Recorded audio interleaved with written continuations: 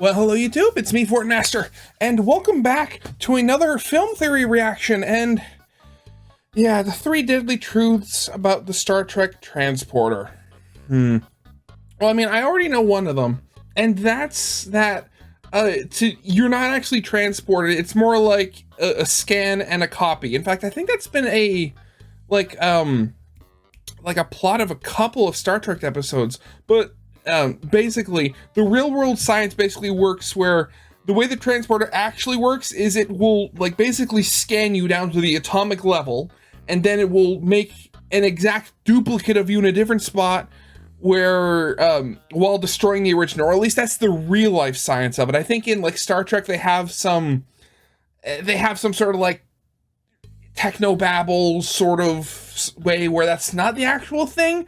I'm not entirely sure, I'm not the biggest Trekkie, but yeah, so I mean, if that's just one, I mean, it might be one, I don't know I can't read Matt Pat's mind or anything, but what would the other 2 he'd be talking about though? So, is he gonna be talking about deadly truths as in a real science sort of way, or an in-universe sort of way? I don't know, and I'm kind of excited to see what he has to talk about. So yeah, as always, original video is linked in the description if you haven't seen it yet for some reason. Corner video will lead to my game theory reaction. And with all that out of the way, let's get this thing started then, shall we? Okay, I got all the samples we need. We're really gonna blow this theory wide open. Map Pat to Enterprise, 1 to beam up. Oh! Wait, something's not right. We're losing him. This shouldn't be happening. Kill me! Yeah, I was right. Why do we keep using these things? Which, as another thing, from what I've seen, what happened to the cube in Star Trek? All of their containers are hexagon-shaped prisms. I mean, we figured out the most effective, shape to store things in, and that's the box. Hello, Internet. Welcome to Film Theory, the show that boldly goes where no show has gone before. Well, except that other time we went where no show has gone before. Yeah, it's been a minute since we've talked about Star Trek on this. Oh my god, I do remember that one. That was a very old one, and if you haven't seen it, if I remember correctly, it was basically that Matt Pat was theorizing that the Federation was actually fascist or authoritarian. I forget which of the 2. But yeah, that was a weird one. This channel, 3.5 million minutes to be exact, over 7 years. And man, has the series really seen a revival since that time. Sadly, there haven't been any more movies, but did you know that between streaming and YouTube, there are more Star Trek shows released after our previous theory than before it? Wrap your head around that one, it is mind-blowing. And there are even more on the way. Just saying, all you Trekkies out there are eating good right now. But beyond the strange new worlds they're exploring, the one thing I'm most excited about is the potential for new memes. Feels like it's been too long since we got a new Picard facepalm, or sarcastically surprised Kirk, or really, it's impressive how many lines from the Star Trek series have just entered into everyday speech. You got, "He's dead, Jim," and "Set your phasers to stun." And of course, the all-time classic, "Beam me up, Scotty." For all you Zoomers watching who only recognize that as something your grandparents say, this was the catchphrase that everyone in the original Star Trek show would say when they were ready to teleport back to their starship, the Enterprise. See, the original Star Trek was made on the cheap, and I mean the cheap. That's why all the costumes looked like bedazzled sweaters and the alien planets looked like they were made from paper mache. It's probably because they probably were bedazzled sweaters and paper mache. And because they didn't want to blow the budget on every episode flying down to whatever new world they were visiting, they invented a form of teleportation known as the transporter. That basically cost the production team nothing. You just step into a tube, get surrounded by glitter swirling in water filmed upside down in slow motion, and then you get beamed wherever you need to go as long as it's in range. Honestly, it's a cool piece of sci-fi tech that's helped to craft the utopian future that Star Trek is so well known for. Or did it? See, the transporter's been the topic of discussion amongst the fan base for a long time, with a bunch of philosophical debates around whether or not the person who steps out of the transporter is the same person that went in. See, the way the technology works in the canon of the show is that it breaks the people it transports down to the atomic level. It then beams them to where they need to go, and then it reassembles them there. So, is that really the same person? So I was right, there is a different in-world version of it. Or just some weird copy with all the same thoughts and memories. It's a classic Ship of Theseus debate, which I can now cite without having to explain too much because you all know it from the finale of WandaVision. CGP actually has an excellent video covering that exact discussion. Today, though, we wanted to throw our hats into the ring and do something a little bit different with it, switching our phasers from philosophizing to analyzing, because I think there's a truly dark secret lying here inside this piece of technology. One so dark and so devastating that the citizens of the Federation should be running as far and fast as they can to avoid this thing. After diving back into the Trek series, I'm convinced that the transporters are weapons of mass destruction that could also be potentially poisoning your brain. Yep, after this one, you're never gonna dream of stepping aboard the Enterprise again. Put on your red shirts, friends. Okay, We're what? being aboard. So first of all, what are the transporters exactly? Well, they do exactly what they sound like. They break you down atom by atom and then transport you from one location to another in a form of teleportation, reassembling you on the other end. But how does that actually work? Well, there are a few steps. First, whatever's being transported is scanned by the machine down to the molecular level. Then, as the original series put it, the molecules in your body are converted into energy, then beamed into this chamber and reconverted back into their original pattern. okay, that's a bit of a technobabble solution, but for the Technobabble, sci-fi yeah. setting, sure, checks out. And that certainly looks like what's happening here, with all the characters dissolving into light and then reappearing from the same sort of light. But just on a surface level, there are some pretty horrifying things that can come from this sort of technology malfunctioning. The Star Trek shows actually get a lot of mileage from these sorts of accidents in their storylines. Yes, a lot. And spark back up. We don't have the power. They'll come aboard a mass of dying flesh. And I realized there's no margin for error. One atom out of place and poof, you never come back. Believe me, we'll be talking a lot more about them today, but Well, actually, and there's been a couple of episodes where like something went wrong, where I'm forgetting which series it was in, but there was one where they beamed one of the guys up. I think it was Riker. Yeah, it was Riker, I think. They beam him up, but not actually beam him up. Something on the planet was going weird and screwy, and they basically just scanned him, and they basically made a copy of him on the ship while the original was still down on the planet. And they didn't discover this until like years later in the show, which I just thinking about that has to be terrifying. But let's actually think about what they're doing here. They're converting the matter of objects, people, clothes, hair, what they eat for breakfast, all of that stuff, and turning that into energy. That should be setting off some alarm bells in your brain here. And Yeah, splitting the atom kind of comes to mind on that. this is our first big reason why no one should be using the transporters. They're very easy to weaponize. See, whenever you start talking about converting mass into energy and vice versa, there's a very real and very famous scientific equation that lets us do exactly MC this. squared. In fact, it's one of the discoveries that Albert Einstein is most famous for. E equals mc squared. All that equation's talking about is energy equals mass times the speed of light squared. It's a pretty simple equation, right? Sure, but the result is some crazy huge numbers when you consider that the speed of light is almost 300 million meters a second. So squaring that means you're getting a lot of energy for a very teeny tiny amount of mass. This Very is the idea tiny that here. nuclear energy was based off of. Seriously, did you know that a chunk of uranium the size of a golf ball in a nuclear reactor can produce more energy than 3,200 tons of coal?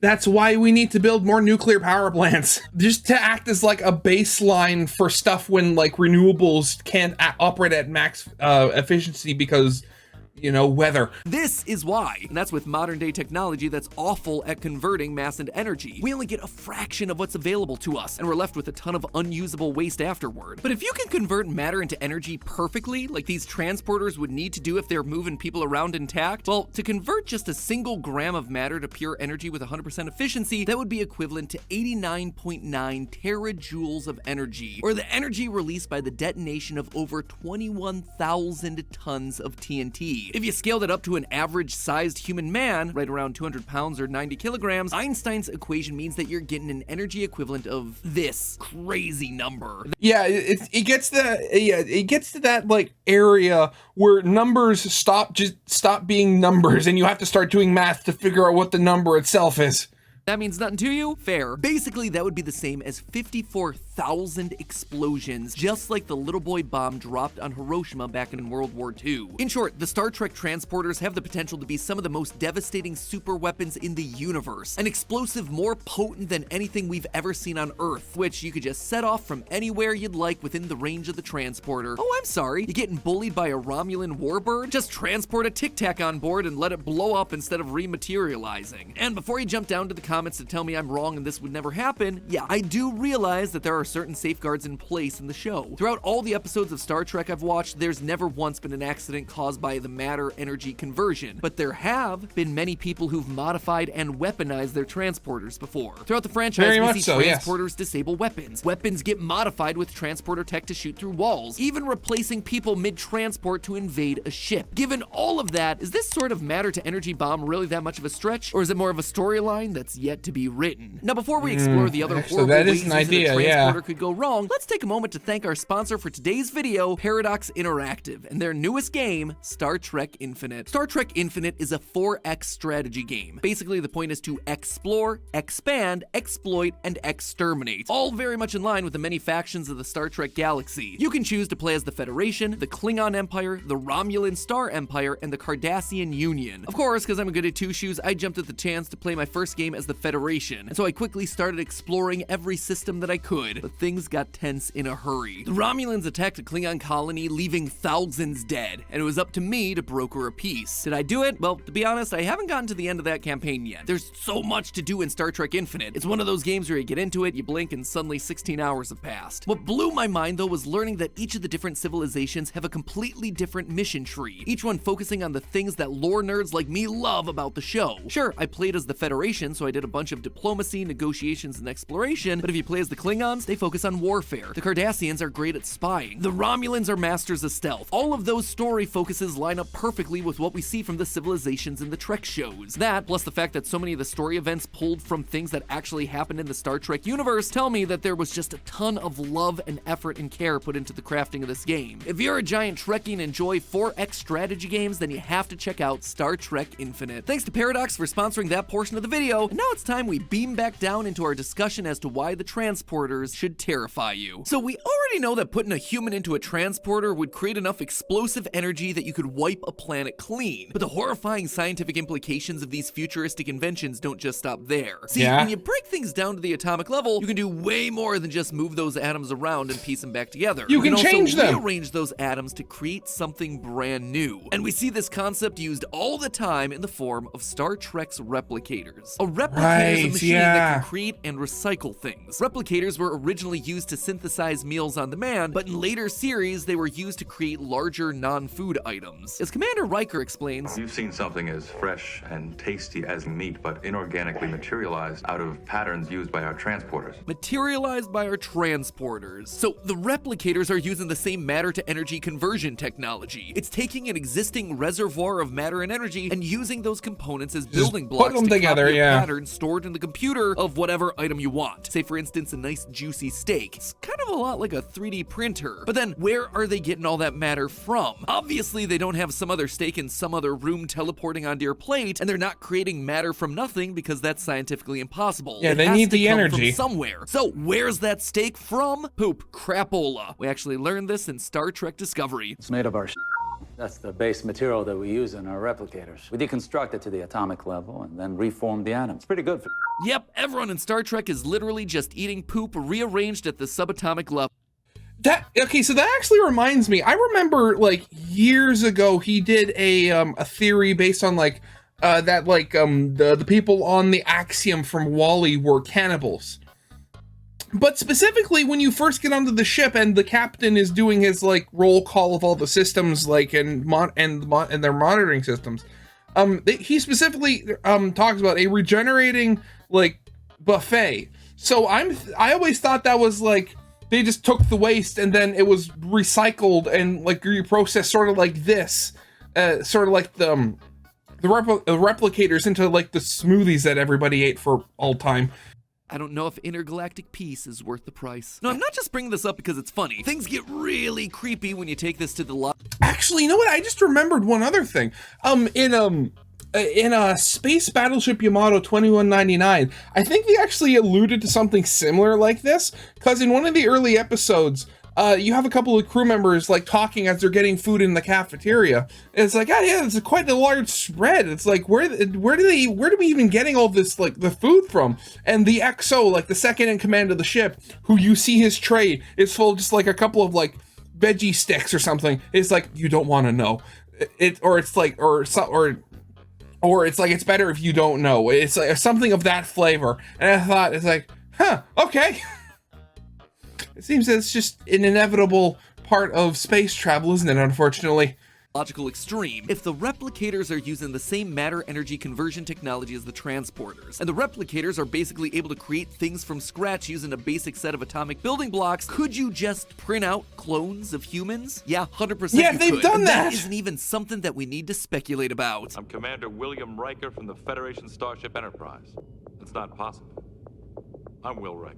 Yeah, this happens multiple times throughout the course of the franchise with varying results. Brad Boimler's cloned in a transporter accident in Star Trek Lower Decks. Captain Oh, yeah, Kirk I was remember also that, split in right. two during the episode The Enemy Within, which Yeah, well, that wasn't so much a clone as there was some sort of weird split thing where, like, one got half the personality traits while the other got the other.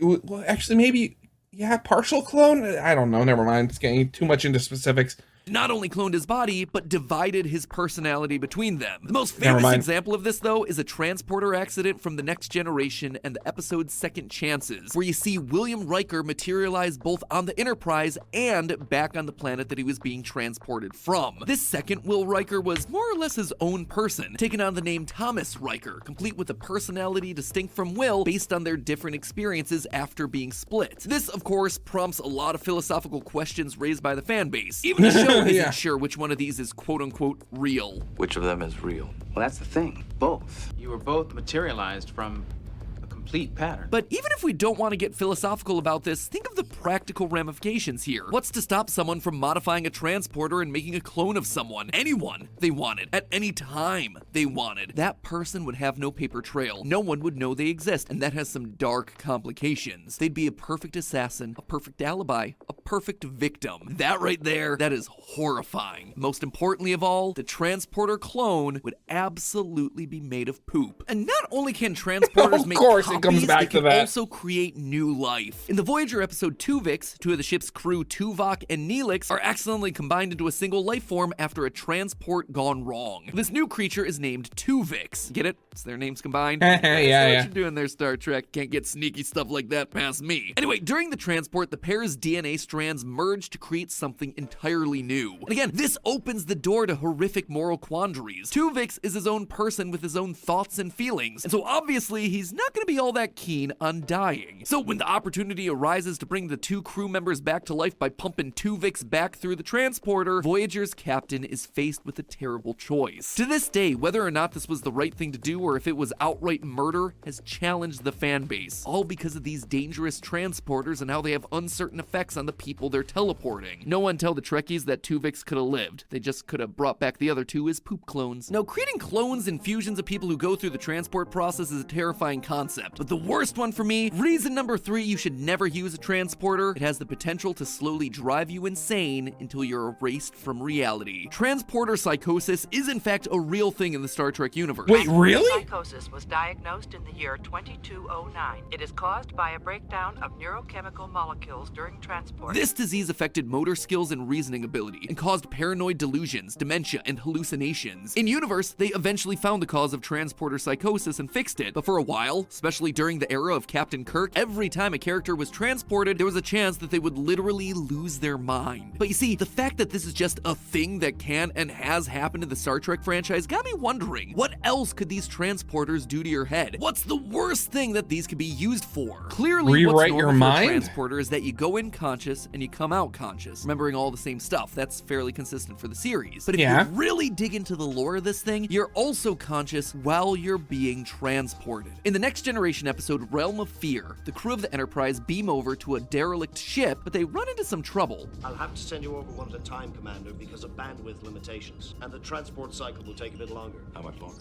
4 or 5 seconds, about twice the normal time. The extended transport cycle is played up for drama in the episode because one of the crew, Lieutenant Barclay, has a transporter phobia. Smart man considering everything we've been talking about today. But the reason that I bring this episode up is that we actually see the transport cycle through Barclay's eyes, and he experiences the whole thing multiple times. And this isn't unique to just Barclay. Have you ever seen anything during transport?